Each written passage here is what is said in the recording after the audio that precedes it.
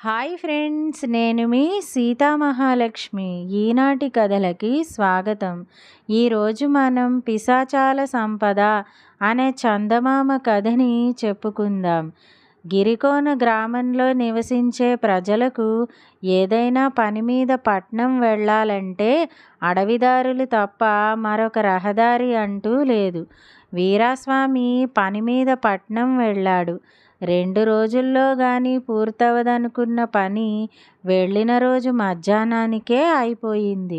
చీకటి పడే లోపల ఇంటికి చేరవచ్చు అనుకుంటూ అతడు అడవిదారిన తిరుగు ప్రయాణం అయ్యాడు. అయితే వీరాస్వామి అడవి మధ్యలో ఉండగా పెద్ద పెట్టున వర్షం ఆరంభమయ్యింది. అతడు వర్షం తగ్గాక తిరిగి నడవ ప్రారంభించేసరికి బాగా చీకటి పడిపోయింది. రకరకాల జంతువుల అరుపులు మొదలయ్యాయి.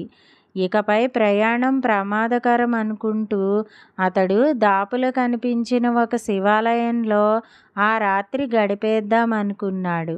కానీ గుడిని సమీపించబోయేంతలో పాముల బుసలు వినిపించాయి. ప్రమాదాన్ని శంకించిన వీరాస్వామి కాస్త ధైర్యాన్ని కూడగట్టుకుని దగ్గరలో కనిపించిన ఒక మర్రి చెట్టు ఎక్కి కూర్చున్నాడు. కొంతసేపటికి అతడికి చిన్నగా కునుకు పడుతుండగా చెట్టు కింద పెద్ద కోలాహలం వినిపించింది. వీరాస్వామి కళ్ళు తెరిచి దిగువకు చూశాడు. చెట్టు కింద 4 పిశాచాలు కొలువుదీరి ఉన్నాయి. కెవ్వుమనబోయి అంతలో నిగ్రహించుకున్నాడు వీరాస్వామి. నాయక పిశాచం కాబోలు. అది చిన్న బండ మీద కూర్చున్నది. మిగిలిన పిశాచాలు బుద్ధిగా దాని కాళ్ళ దగ్గర గడ్డిలో కూర్చున్నాయి. నాయక పిశాచం మిగతా పిశాచాలను, ఇప్పుడు మీరు ఒక్కొక్కరే సేకరించిన సంపదను విడివిడిగా చూపించండి అని అడిగింది. మొదటి పిశాచం తన దగ్గర ఉన్న తోలు సంచి మూతి విప్పింది. నాయక పిశాచం సంచిలోకి చూసి తన పిల్లి కళ్ళు మెరుస్తుండగా అద్భుతం అన్నది. అలాగే రెండవ పిశాచం, మూడవ పిశాచం కూడా చూపించాయి. వాటిని చూసిన 4వ పిశాచం మిగిలిన వాటితో, మీరు నే చెప్పిన విధంగా పట్టుదలతో గొప్ప సంపద సాధించి తెచ్చారు. మాట నిలుపుకున్నారు. దాన్ని ఈ చెట్టు తొర్రలో దాయండి. రేపు రాత్రికి మళ్ళీ ఇక్కడే కలుసుకుందాం అన్నది. 3 పిశాచాలు తమ నాయక పిశాచం చెప్పినట్టే సంచులను తొర్రలో దాచాయి. తర్వాత అన్నీ ఉత్సాహంగా గెంతుతూ అక్కడి నుంచి దిక్కుకొకటి వెళ్ళిపోయాయి. తెలతెలవారుతుండగా వీరాస్వామి చెట్టు దిగి పిశాచాలు తమ సంచులను దాచిన చెట్టు తొర్రకేసి ఒకసారి చూసి, ఛీ ఛీ, పిశాచాలు, వాటి సంపద, శ్మశానం బూడిద అనుకుంటూ వేగంగా ఇల్లు చేరి రాత్రి అడవిలో జరిగిందంతా భార్యకు వివరంగా చెప్పాడు. ఆ సమయంలో కందిపప్పు అరువు కోసం వచ్చిన పక్కింటి పాపాయమ్మ గుమ్మంలో నిలబడి వీరాస్వామి భార్యకు చెప్పిందంతా విన్నది. ఆమె కందిపప్పు మాట మరిచిపోయి గిరుక్కున వెనుదిరిగి ఇంట్లోకి పోయి తాను విన్నదంతా భర్త చెంగయ్యకు చెప్పి, ఆ వీరాస్వామి భయస్థుడు, మందమతి. పెళ్ళై 10 ఏళ్ళైనా నువ్వు చేయించిన ఈ ముష్టి 2 గాజులతోనే తిరుగుతున్నాను. వెంటనే అడవికి బయలుదేరు. అక్కడ పాడుబడిన శివాలయం పక్కన మర్రి చెట్టు సంగతి వీరాస్వామి భార్యతో చెబుతుండగా విన్నాను. దాని తొర్రలో ఉన్న పిశాచాల సంపద 3 సంచులు తీసుకురా. సంపద అంటే సంపదే. పిశాచాలకు ఒక సంపద, మనుషులకు మరొక సంపద ఉంటుందా ఏం పిచ్చిగాని అన్నది. భార్య మాటలు విన్నాక చెంగయ్యకు కూడా పిశాచాల సంపద దొంగిలించాలన్న బుద్ధి పుట్టింది. అతడు అడవికి పోయి చెట్టు తొర్రలోని 3 సంచులు తీసి చప్పున భుజాన వేసుకుని చీకటి పడుతుండగా ఇల్లు చేరాడు. పాపాయమ్మ తలుపులన్నీ మూసేసి ఆత్రంగా ఒక సంచి మూతి విప్పి అందులోంచి బయటపడిన దాన్ని చూసి కెవ్వుమన్నది. అది బాగా ఎండిన మనిషి పుర్రె. రెండో సంచి నిండా ఎముకలు, మూడో సంచి నిండా బూడిద. అక్కడే సంచుల్లో ఏమున్నదో చూడకుండా ఈ దిక్కుమాలిన దరిద్రాన్ని ఇంటికి మోసుకువచ్చావు దేనికి? ఛీ ఛీ అంటూ భర్త మీద విరుచుకుపడింది పాపాయమ్మ. చెంగయ్య అంత కోపంలో ఉన్న భార్యకు ఏం చెప్పాలో తోచక ఊరుకున్నాడు. పాపాయమ్మ కొంతసేపు ఆలోచిస్తూ మౌనంగా ఉండి తర్వాత ఏదో నిజం గ్రహించిన దానిలా తల ఊపుతూ, పిశాచాలు వీటిని సంపద అన్నాయంటే ఇవి చాలా విలువైనవేనన్నమాట. రేపు రాత్రి వెళ్ళి మర్రి కొమ్మల్లో నక్కి పిశాచాల మాటలు విను. డబ్బిస్తే వాటి సంపదను తిరిగిస్తానని బేరం పెట్టు. తెలిసిందా అన్నది.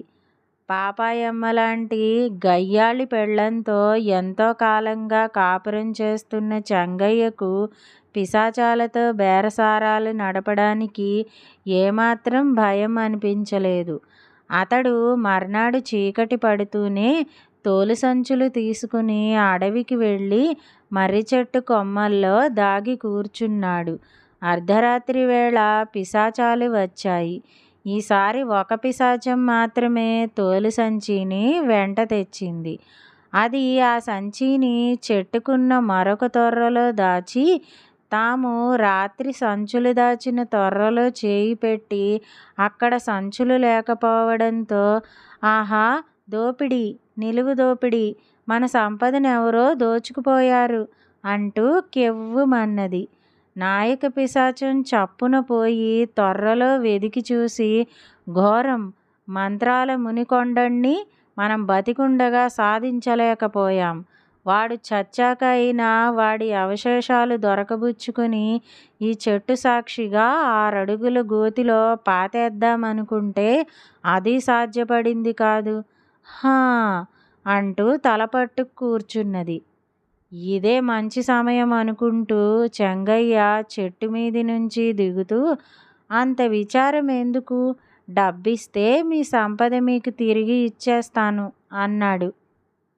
తమ తోలు సంచులు చెంగయ్య భుజాన వేలాడ్డం చూసిన పిశాచాలు ఆనందంగా, మా దగ్గర డబ్బు లేదు, ఇప్పుడే తెచ్చిన సంచీడు నగలు మాత్రమే ఉన్నాయి అన్నవి. నగలా? అయితే మరీ మంచిది. నా పెళ్ళానికి ఉన్నది ఒకే ఒక పిచ్చి, అది నగల పిచ్చి. ఎక్కడా నగల సంచి అంటూ తను తెచ్చిన సంచులను అమిత ఉత్సాహంతో పిశాచాల ముందు పెట్టాడు. అంతకు ముందు నగల సంచితో వచ్చిన పిశాచం ఆ సంచిని చెట్టు తొర్రలోంచి తీసి చెంగయ్యకిచ్చింది. చెంగయ్య సంచి మూతి విప్పి లోపలికి చూసి, ఆహా ఎన్ని నగలు, ఎన్ని నగలు! నా పెళ్ళాం ఇక ఈ జన్మకు నగల కోసం నన్ను వేధించదు. వస్తా వస్తా అంటూ అక్కడి నుంచి బయలుదేరాడు. ఆ సరికి అర్ధరాత్రి అయింది. చెంగయ్య గ్రామాన్ని సమీపిస్తుండగా 2 రక్షక భటులు అతడికి తారసపడ్డారు.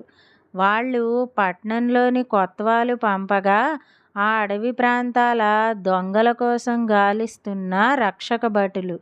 చిన్నగా కూనిరాగం తీస్తూ వస్తున్న చెంగయ్య రక్షక భటుల కంటబడ్డాడు. వాళ్ళు పరుగు పరుగున పోయి చెంగయ్యను పట్టుకుని అతడి సంచిలో ఉన్న బంగారు నగలు చూస్తూనే ఆశ్చర్యపోయి, ఏమిరా నీ సాహసం? దొంగిలించిన నగలను ఏదో కూరగాయల సంచిని భుజాన వేసుకున్నట్టుగా మోసుకు వస్తున్నావు. ఏ ఇంటికి కన్నం వేసి ఈ నగలు దొంగిలించావు? ఇంటి వాళ్ళనేమైనా హత్య చేశావా అని అడిగారు. చెంగయ్యకు భయంతో ముచ్చెమటలు పోసినాయి. కొద్దిసేపు మాట పెగలక చివరకు పిశాచాల సంపద అన్నాడు. అలాగా, నువ్వు పిశాచాల సంపదనే దొంగిలించావన్నమాట. ఇక మనుషుల సంపద దొంగిలించవా ఏమిటి? ఈ సంగతేదో కొత్వాలు గారికే చెప్పుకుందువు గాని పద అంటూ చెంగయ్యను రక్షక భటులు పట్నం లాక్కుపోయి కొత్వాలు ముందు నిలబెట్టారు. కొత్వాలుకు చెంగయ్య చెప్పిందేమీ అర్థం కాలేదు. వీడేదో మతి చెడినవాడనుకుని అతన్ని జైల్లో ఉంచమంటూ గిరికోన గ్రామాధికారికి కబురు పంపాడు. సంగతి తెలిసి పాపాయమ్మ లబోదిబోమంటూ గ్రామాధికారిని వెంటబెట్టుకుపోయి అతడి సాయంతో నగలను ప్రభుత్వ ఖజానాకు చేర్పించి చెంగయ్య నేరానికి జరిమానా కట్టి విడిపించుకున్నది. గ్రామానికి తిరిగి వచ్చే దారిలో పాపాయమ్మ గ్రామాధికారితో, నాలోని అత్యాసే ఇన్ని కష్టాలకు కారణమైంది. అత్యాస కూడా పిశాచాల సంపద లాంటిదే. అది పట్టుకుంటే ప్రమాదం తప్పదు సుమా అంటూ చెంపలేసుకున్నది. ఇదండి పిశాచాల సంపద అనే చందమామ కథ. ఈ కథ గనక మీకు నచ్చినట్టయితే లైక్, షేర్, కామెంట్ చెయ్యండి.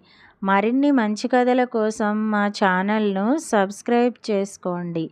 మళ్ళీ మరొక మంచి కథతో కలుసుకుందాం. అంతవరకు వింటూనే ఉండండి ఈనాటి కథలు.